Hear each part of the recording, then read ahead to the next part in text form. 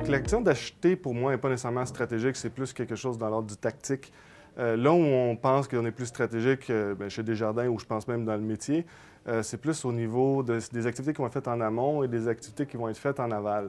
Les activités en amont, c'est bien sûr, c'est l'accompagnement du conseiller d'approvisionnement avec le client qui va l'aider un peu à définir le besoin, qui va lui donner un peu du feedback sur le marché, qui va comprendre sa business, puis qui va être capable de bien traduire son besoin en clause pour bâtir une demande au marché qui va bien coller avec sa réalité.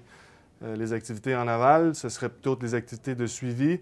Comme on dit, don't trust what you expect, trust what you inspect.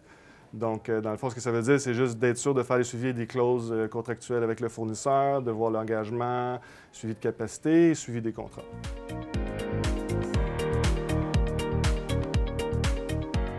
Dans le source to contract, dans le fond, je m'attends un peu de ce qu'un outil peut faire. Donc, un outil, pour moi, c'est quelque chose qui va devenir facilitateur dans les activités.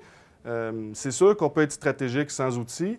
Un marteau peut clouer un clou, mais on va dire un fusil à clous peut en clouer beaucoup plus puis de façon beaucoup plus efficace. Donc, ce que je m'attends d'un outil source to contract, ça va être un outil qui va vraiment accompagner l'orientation d'un achat stratégique que Desjardins a, dans le sens où on va faire du partage d'informations plus transversal, on va mieux collaborer avec nos clients. Pour le volet SRM, qui est aussi un outil qu'on planifie acquérir, mais le SRM va vraiment supporter les activités qui vont être en aval.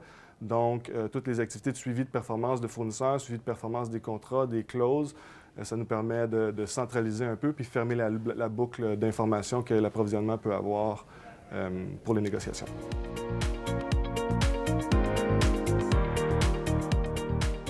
Une intégration réussie, ce serait une intégration qui a été faite dans les temps, une intégration qui a été faite dans le budget, ça c'est la base.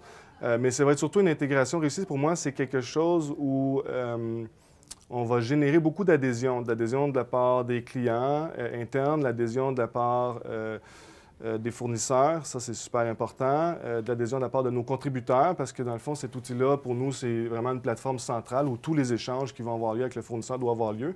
Et pour que ça se fasse comme il faut, puis pour générer de la bonne donnée qui va nous permettre d'être plus stratégique et suivre mieux les fournisseurs, eh bien, il faut que ces fournisseurs-là adhèrent à la plateforme.